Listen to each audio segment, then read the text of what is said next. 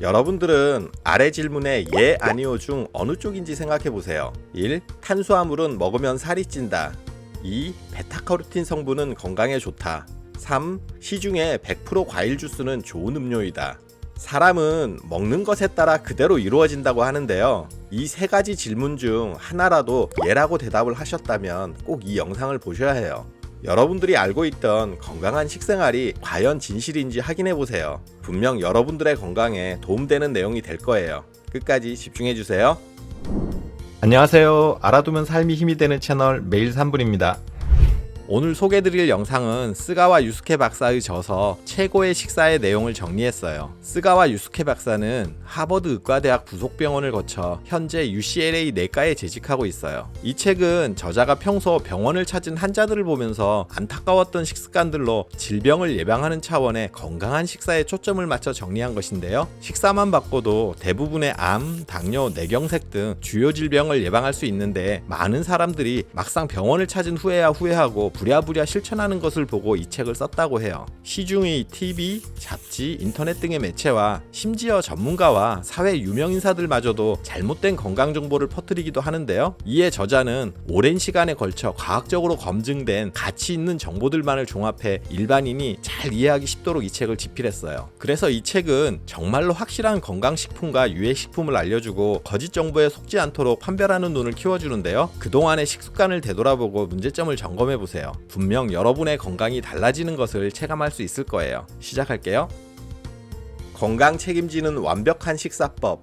첫 번째, 건강 정보에 속지 마라. 건강식품과 각종 건강에 관한 정보들이 넘쳐나는데요. TV, 잡지, 인터넷 건강서적 등 건강정보 홍수라고 할 정도예요. 그런데 저자는 유감스럽게도 이들 정보의 상당수가 잘못되어 있거나 가장되어 있다고 얘기해요. 건강정보가 잘못된 이유로는 미국이나 영국의 의과대학마저도 식사와 영양에 대한 교육 시간이 충분하지 않아서 생기는 교육 부족의 문제가 있다고 지적해요. 그런데 이보다 더 중요한 문제는 식품 관련 업체가 공공기관에 로비를 하기 때문에 공적 기관에서 발표하는 가이드라인조차 왜곡될 가능성이 있다는 거예요. 이렇게 공적 기관의 가이드라인이 왜곡되어 발표되니 전문가들은 이 가이드라인을 가지고 건강에 관해서 얘기하게 되는데 이런 것 자체가 넌센스가 된다는 거죠. 하버드 공중위생대학원 홈페이지에는 그동안의 연구를 바탕으로 건강한 식사에 대한 연구 내용이 게재되어 있는데요. 흥미로운 점은 전문가가 추천하는 건강 식사와 미국 농무성이 추천하는 건강 식사가 다르다고 해요. 식품업계나 낙농업계의 로비에 의해 그렇게 된 거죠. 그래서 저자는 어디에 의하면 하고 내놓는 자료들을 의심하라고 해요. 그들이 내놓는 자료는 업체의 로비와 누군가의 이익을 위해 자료가 왜곡됐을 가능성이 크거든요. 홍수 때는 물은 많지만 막상 먹을 물은 없다고 하는데요. 넘쳐나는 건강정보의 홍수가 그런 상황이 아닐까 싶어요.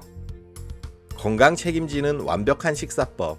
두 번째, 성분에 속지 마라. 어떤 식품을 먹는지가 중요할까요? 아니면 어떤 성분을 먹는지가 중요할까요? 예를 들어 돼지고기, 토마토, 포도, 연어, 시금치 이런 것들은 식품이고요. 그 안에 들어있는 단백질, 비타민, 라이코펜, 당질, 베타카로틴, 비타민C 등은 성분인데요. 저자는 식품이 중요하지 성분 자체는 중요한 게 아니라고 해요. 예를 들어 과일에서 과당을 추출해서 섭취하면 혈당치가 많이 올라가지만 과일을 생으로 통째 먹을 때는 혈당치가 그다지 올라가지 않는다는 거죠. 녹황색 채소나 과일을 많이 섭취하는 사람이 위암이나 폐암 발병률이 낮다는 보고가 많은데요. 그러자 사람들은 여기에 함유된 베타카로틴으로 암을 예방할 수 있지 않을까 하는 생각을 하게 되었어요. 기회를 놓칠세라 기업들은 소비자의 흥미를 끌고 돈을 벌기 위해서 이 성분을 마케팅에 활용했다고 하는데요. 그래서 한때 베타카로틴이 첨가된 청량음료가 선풍적인 인기를 끌었지만 최근에는 거의 자취를 감추었어요. 연구 결과 오히려 베타카로틴만 섭취할 경우 폐암 발병률이 높아지고 심근경색 위험까지 높이는 것으로 보고됐기 때문이에요. 또 TV에서 토마토는 라이코펜 성분이 많이 함유되어 있어서 건강에 좋다는 식으로 방송을 하는데요. 그런데 라이코펜만 섭취했을 때 몸에 좋고 건강이 좋아졌다는 연구 결과는 없어요. 토마토 자체를 먹었을 때 그 라이코펜 성분이 효과를 발휘하는 것으로 토마토의 다양한 성분들과 함께 시너지 효과를 내는 것으로 추측을 하고 있어요. 그러니 건강을 위해 라이코펜 성분의 보조제를 섭취할 필요는 전혀 없다는 거예요. 건강한 식사에서 필요한 것은 몸에 좋은 식품을 선택하는 것이지 성분은 중요하지 않아요. 따라서 저자는 건강을 위해서는 영양제 등의 보조제를 먹기보다 식품 자체를 먹는 쪽이 더 효과적이라고 얘기해요.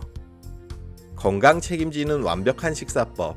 세 번째, 좋은 식품과 나쁜 식품은 저자는 모든 식품을 5개의 그룹으로 나눌 수 있다고 말하는데요. 건강에 좋은 순으로 그룹 1부터 그룹 2, 그룹 3, 그룹 4, 그룹 5로 분류하는 거죠. 그룹 1은 건강에 좋다는 사실이 신뢰할 수 있는 복수의 연구로 밝혀진 식품들인데요. 예를 들면 생선, 채소와 과일, 갈색 탄수화물, 올리브유, 아몬드, 호두, 캐슈넛, 땅콩 등의 견과류를 들 수 있어요. 그룹 2는 건강에 좋을 수 있는 식품으로 소수 연구에서 건강에 좋을 가능성이 제기된 식품들을 의미하는데요. 예를 들면 다크초콜릿, 커피, 나토, 요구르트, 식초, 두유, 녹차 등이 여기에 해당이 돼요. 그룹 3은 건강에 좋은 점이나 나쁜 점이 보고되지 않은 식품으로 언급되지 않은 그 외 대다수의 우리가 먹는 식품이 여기에 포함이 되고요. 그룹 4는 건강이 나쁠 수 있는 식품으로 소수의 연구에서 건강이 나쁠 가능성이 제기된 식품들을 의미해요. 마요네즈나 마가린이 여기에 포함이 돼요. 마지막 그룹 5는 건강에 나쁘다는 것이 신뢰할 수 있는 복수의 연구로 보고된 피해야 할 식품들이에요. 소고기와 돼지고기 등의 붉은 고기와 햄, 소세지 등 가공육이 여기에 포함되고요. 또 과자류, 과일 주스, 탄산음료, 감자를 포함한 흰 탄수화물과 버터 등의 포화지방산이 많은 식품도 여기에 해당이 돼요. 이런 식품들은 많이 먹을 경우 건강에 악영향을 끼쳐서 병에 걸릴 위험을 높이거나 사망률을 높이는 것으로 나타났거든요. 그리고 책을 읽다 보니 직접적으로 포함되어 있지 않지만 짜게 먹는 것도 그룹 4나 그룹 5에 넣을 수 있을 것 같아요. 그러니 우리는 그룹 1과 그룹 2의 건강식품들을 많이 먹으려 노력해야 하고요. 그룹 4와 그룹 5의 식품은 절대적으로 피해야 해요. 이것이 먹거리를 통해 건강을 지키는 핵심이 될 거예요.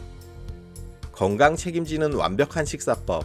네 번째, 칼로리의 양보다 질이 중요하다. 하버드 대학의 연구자들이 미국인 12만 명을 대상으로 12년에서 20년간 추적해서 무엇을 먹느냐가 체중에 어떤 영향을 미치는지 조사한 관찰 연구를 2011년에 발표했는데요. 이것을 한 문장으로 요약하자면 흰 탄수화물을 먹은 사람은 체중이 증가했지만 갈색 탄수화물을 먹은 사람은 오히려 체중이 감소했다는 내용이에요. 탄수화물 자체가 문제가 아니라 어떤 탄수화물이냐가 문제였다는 거죠. 흰 탄수화물이란 정제 탄수화물을 의미하는 것으로 흔히 밥, 빵, 떡, 면 등이 여기에 해당이 되고요. 갈색 탄수화물이란 현미나 메밀처럼 정제되지 않은 탄수화물을 의미해요. 똑같은 쌀이라도 현미는 벼의 왕겨만을 벗겨낸 것을 말하는데요. 그래서 현미는 도전 과정 시 손실되는 쌀겨와 쌀룬이 포함되어 있어요. 쌀겨와 쌀룬에는 식이섬유와 비타민, 무기질 성분이 다량 함유되어 있는데요. 백미는 도전 과정에서 이런 이점이 모두 사라지는 거고요. 그래서 현미와 백미를 과일에 비교하면 생과일과 과일 주스의 차이라고 말할 수 있어요. 같은 칼로리라도 생과일을 먹은 사람은 날씬해졌는데요. 반대로 가공한 과일 주스를 먹은 사람은 뚱뚱해졌어요. 가공하지 않은 바나나와 사과 등 이른바 당질이 높은 과일이라도 생으로 먹을 경우 섭취량이 많아도 오히려 체중이 줄어드는 것으로 나타났어요. 이런 사실을 통해 섭취한 칼로리의 양보다 무엇으로 칼로리를 섭취했는가, 즉 칼로리의 질이 중요하다는 사실을 확실하게 알 수 있죠. 그러니 다이어트 하시는 분들은 이 내용을 꼭 명심하세요.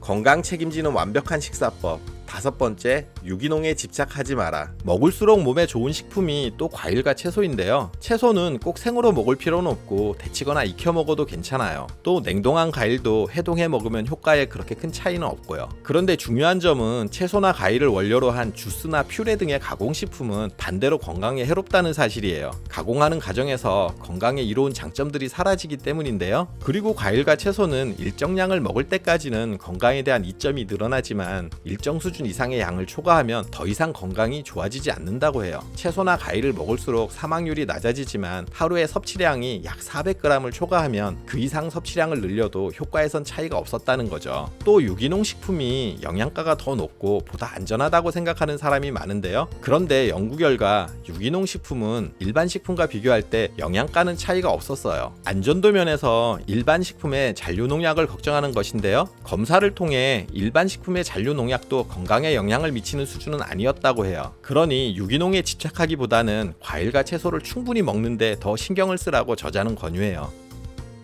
건강 책임지는 완벽한 식사법. 여섯 번째, 매일 생선을 먹자. 2016년 영양학 잡지에 67만 명을 대상으로 하는 12개의 관찰 연구 결과를 종합 분석한 결과가 게재됐는데요. 여기서 생선 섭취량이 많은 사람일수록 사망 위험이 낮다는 결과를 발표했어요. 그러면 생선을 얼마나 먹으면 좋을까요? 생선도 과일, 채소와 마찬가지로 섭취량에 비례해서 계속 좋아지는 것이 아니라 어느 정도 섭취하면 그 이상 먹어도 이점이 증가하지 않는 것으로 나타났어요. 하루 섭취 상한선은 60g으로 그 이상 이상 생선을 많이 섭취해도 더 이상 건강이 좋아지지는 않았다고 해요. 생선 60g이면 한두 토막 정도인데요. 매일 이렇게 생선을 먹은 사람은 먹지 않은 사람보다 일반적인 사망률은 12%, 심근경색으로 사망할 위험은 36% 낮은 것으로 나타났어요. 생선에 들어있는 오메가3 지방산의 섭취로 심근경색 등 동맥경화 때문에 발생하는 질병이 예방되고요. 또 생선을 많이 먹으면 암에 걸릴 위험도 낮아지는 것으로 나타났는데요. 대장암이나 폐암, 유방암의 위험을 낮춘다는 보고 결과들이 있어요. 생선은 먹는 양에 효과가 비례하는 것이 아니기 때문에 소량이라도 매일 꾸준히 생선을 드셔주세요. 건강 책임지는 완벽한 식사법. 7번째, 붉은 고기를 멀리하라. 2015년 WHO 산하 국제암연구소는 햄, 소세지, 베이컨 등의 가공육은 발암성 물질이며 쇠고기, 돼지고기, 양고기, 말고기 등의 붉은 고기는 발암성 추정 물질로 암 발병률을 높인다고 발표를 했어요. 저도 고기를 좋아하는 편인데 이런 발표는 정말 슬프네요. 일반적으로 단백질 섭취를 위해서도 기름기 적은 살코기 부위를 많이 먹으라고 얘기하는데요. 다행히 저자도 기름기가 없는 살코기 부위는 적정량은 먹어도 괜찮다고 해요. 다만 저자가 먹지 말라고 하는 붉은 고기는 안타깝게도 우리나라 사람들이 제일 좋아하는 고기 부위에 해당이 돼요. 돼지고기의 경우는 삼겹살이 대표적일 거고요. 소고기의 경우 우리는 마블링이 촘촘한 등심을 최고로 치는데 바로 이런 부위를 얘기하는 거거든요. 가공육의 경우 일일 섭취량이 50g 증가함에 따라 대장암 위험이 18%씩 높아지는 것으로 보고됐는데요. 이는 핫도그 1개, 베이컨 슬라이스 2장 정도예요. 또 붉은 고기의 경우에는 하루에 100g을 섭취할 때마다 대장암 위험이 17% 증가하는 것으로 나타났어요. 육식 위주의 식생활을 즐기는 서구의 경우 대장암의 발병률과 사망률이 높은 이유를 이해할 수 있는 거죠. 우리도 갈수록 식생활이 서구화되는 만큼 주의가 필요한 부분이에요. 다만 닭고기는 흰고기로 붉은 고기에는 포함되지 않는다고 하니 개나마 다행이네요. 건강 책임지는 완벽한 식사법. 8번째, 고령자는 먹고 싶은 것을 먹자. 최근 당뇨병 환자의 혈당 수치를 조절할 때 고령자의 경우는 다소 느슨하게 관리하는 편이 오히려 장수에 도움이 된다는 연구 결과가 나오고 있는데요. 식생활도 이와 마찬가지로 적용이 가능하다고 해요. 50대, 60대까지는 흰 탄수화물이나 붉은 고기 등 질병의 위험을 높이는 식사를 조심해야 하지만 고령화되면서 식욕이 떨어지면 이 같은 식사 제한을 완화하는 편이 오히려 낫다는 거죠. 고령에도 식욕이 좋고 당뇨병이나 신장병 등의 질병이 없는 건강한 상태라면 먹고 싶은 것을 가리지 않고 먹는 것을 권장하고요. 또 식욕이 줄고 먹는 양이 많지 않은 고령자는 탄수화물이든 붉은 고기든 어느 정도 칼로리가 높은 것을 일부러라도 먹는 것이 좋다고 해요. 과도하게 식사를 제한해서 얻을 수 있는 장점보다 저열량이 됐을 때 생기는 문제점이 크고 위험하다고 판단하는 거죠. 그러니 고령자분들은 건강 생각하신다고 음식 가려서 드시기보다는 평상시 드시고 싶은 것 마음껏 드세요. 지금까지 연구를 통해서 과학으로 증명된 최고의 식사를 소개해 드렸는데요. 최고의 식사란 대단한 비법이 있는 게 아니라 대부분이 상식적으로 아는 좋은 식품을 꾸준히 지속적으로 먹고 좋지 않다고 하는 식품들을 멀리하는 것이었어요. 오늘 내용 참고하셔서 여러분들의 식단을 살펴보시고 조금 더 건강하게 바꿔보세요. 여러분들의 건강을 응원할게요. 끝까지 시청해주셔서 감사합니다. 오늘 정보가 도움되셨다면 구독, 좋아요, 알림 설정 해주시고요. 저는 매일 3분 대표 큐레이터 송한결이었습니다. 감사합니다.